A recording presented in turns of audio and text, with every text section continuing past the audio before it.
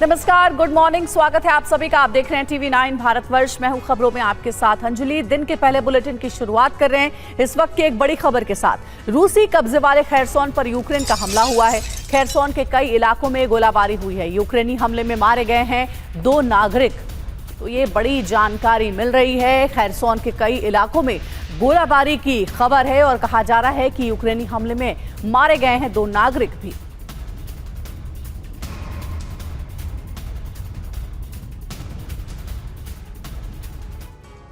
रूसी राष्ट्रपति Vladimir Putin ने युद्ध की रणनीति में बहुत बड़ा और विनाशक बदलाव किया है। रूसी राष्ट्रीय सुरक्षा परिषद की बैठक में इस फैसले पर मुहर लगा दी गई है कि अब नाटो देशों की सीमा में सीधा हमला किया जाएगा। इस हमले से रूस नाटो का सीधा युद्ध छिड़ना तय माना जा रहा है। रूस ने ऐलान कर दिया है कि अब यूरोप में नाटो टेरिटरी उसका टारगेट है, लेकिन रिपोर्ट है कि ये सभी हमले कीव में किए जाएंगे। दरअसल सीरिया में ईरानी कॉन्सुलेट पर हमले का उदाहरण देते हुए रूस ने कहा है कि ईरानी कॉन्सुलेट पर हमले का यूएस ने समर्थन किया और ये हमला ईरान की टेरिटरी पर हुआ था। इसी तरह यूक्रेन की मदद करने वाले देशों के दूतावासों पर रूस को हमले का अधिकार है। देखिए क्या है पुतिन की वॉर ऑफ एम्बेसीज का पूरा ब्लूप्रिंट।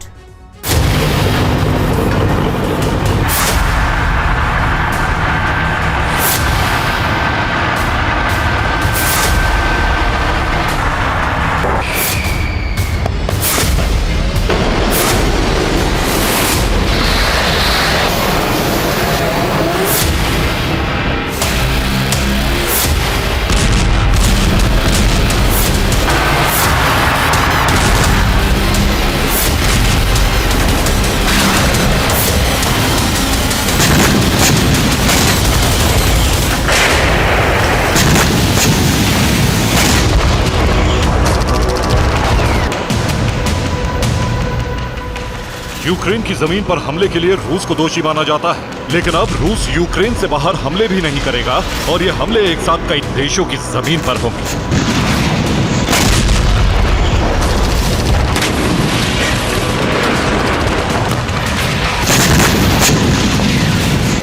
मिसाइलें सिर्फ कीव की जमीन पर गिरेंगी और धमाके की शॉक वेव पूरे यूरोप और यूनाइटेड स्टेट्स तक जाएगी।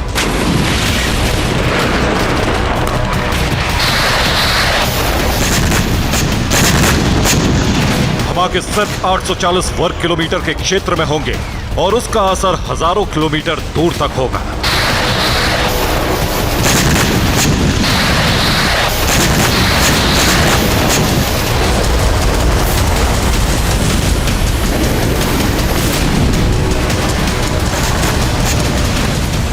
क्योंकि पुतिन ने अब युद्ध की रणनीति बदल दी। अब उनके टारगेट बदल चुके और सैटेलाइट से इन सब टारगेट की मैपिंग हो चुकी।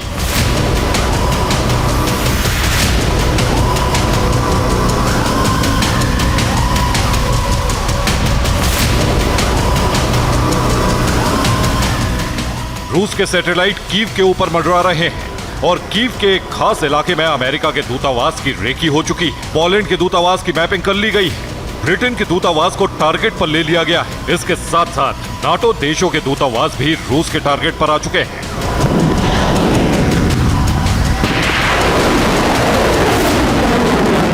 पुतिन ने बहुत सोची समझी रणनीति के तहत कीव में बने अलग अलग देशों के दूतावास को टारगेट किया है। रूस की सुरक्षा परिषद में यह निर्णय 1 अप्रैल को सीरिया में ईरान के दूतावास पर हमले के बाद लिया गया।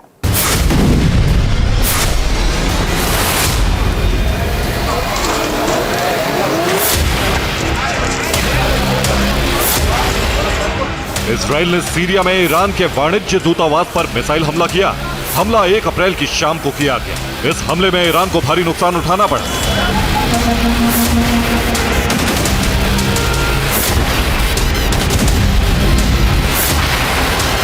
इस कॉन्सुलेट में ईरान के 7 बड़े कमांडर मौजूद थे और उनको मारने के लिए ही इजराइल ने हमला किया।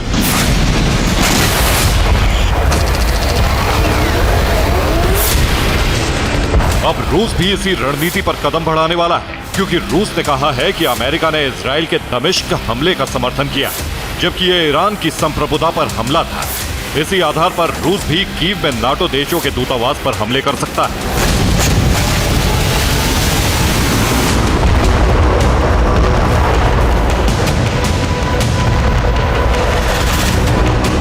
दूतावास जितनी जमीन पर होता है वो उसी देश की जमीन मानी जाती है और सीधे हमले करके पुतिन नाटो देशों के दूतावास ध्वस्त करने वाले हैं।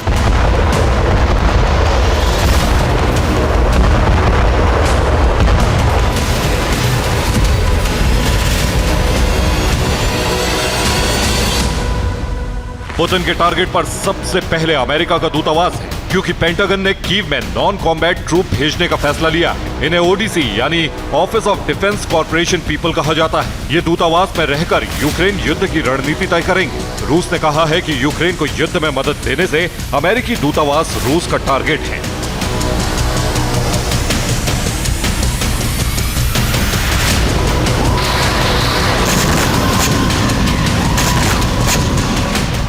रूस कीव और नाटो दूतावासों पर हमले का पूर्वाभ्यास भी कर चुका है। रूसी सेना ने 22 अप्रैल को X-59 मिसाइल फायर की। इसको कीव के अमेरिकी दूतावास पर लॉन्च किया गया, लेकिन बेलगोरोद से निकलते ही मिसाइल को रूसी डिफेंस सिस्टम ने नाकाम कर दिया।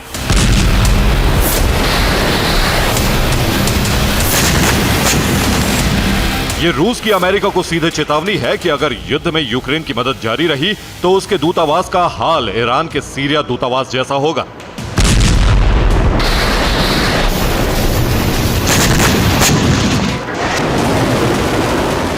रूस ने अमेरिकी जमीन पर हमला करने के साथ साथ ब्रिटेन को भी सीधे हमले की धमकी दे दी। रूस ने कहा है कि उसकी मिसाइलें 20 मिनट के अंदर लंदन को तबाह कर सकती हैं।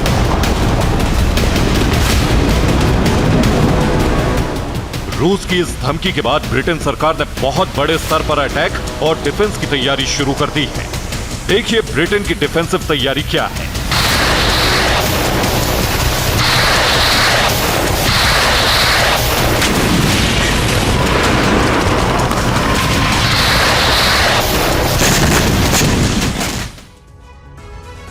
ब्रिटेन के प्रधानमंत्री ऋषि सुनक ने सेना को 7,76,000 करोड़ रुपए की अतिरिक्त मदद जारी करने का ऐलान कर दिया है।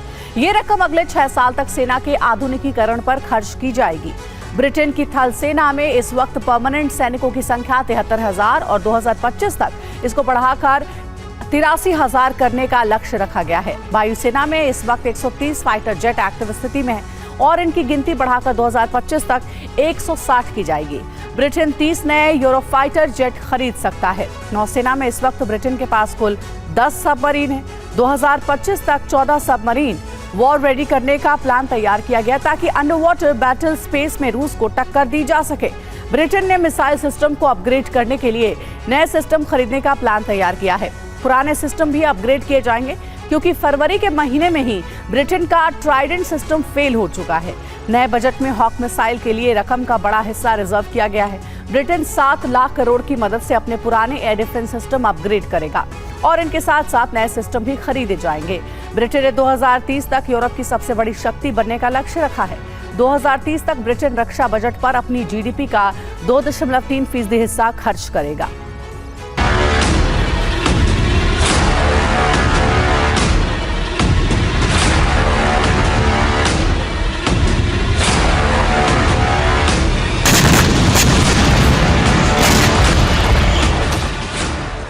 नाटो का मिशन है कि हर सदस्य देश डिफेंस पर खर्च बढ़ाए।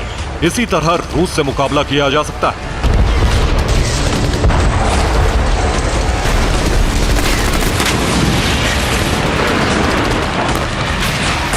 रूस से मुकाबले के लिए डिफेंसिव तैयारी तेज हो गई है, तो अटैक के लिए भी ब्लूप्रिंट तैयार हो चुका है।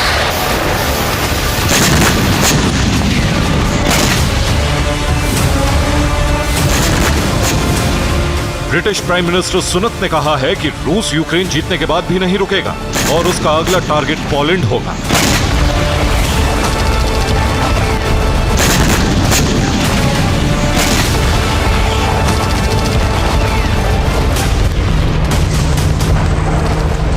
नाटो सहयोगी देश पोलैंड की सुरक्षा बढ़ाने के लिए ब्रिटेन ने बड़ी सैन्य तैनाती की है।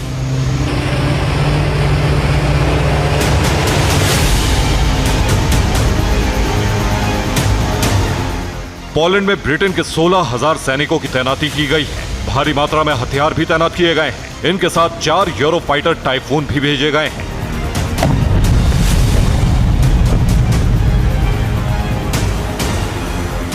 पोलैंड की सीमा पर पहले ही बेलारूस ने परमाणु मिसाइल सिस्टम इस्कंदर तैनात कर रखे हैं।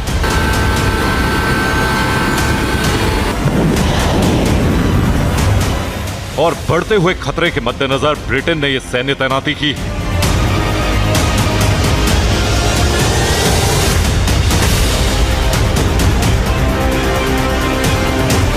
अब तक नाटो देश यूक्रेन को हथियारों की मदद देते रहे, लेकिन अब फ्रांस ने यूक्रेन युद्ध में अपनी सेना उतारने की तैयारी पूरी कर ली।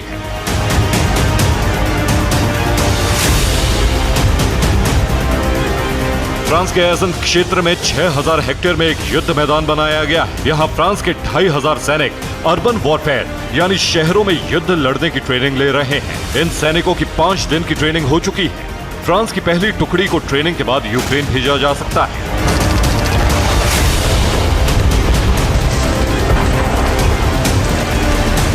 नाटो देशों ने रूस की घेराबंदी के साथ साथ यूक्रेन युद्ध में सीधे उतरने का फैसला ले लिया है।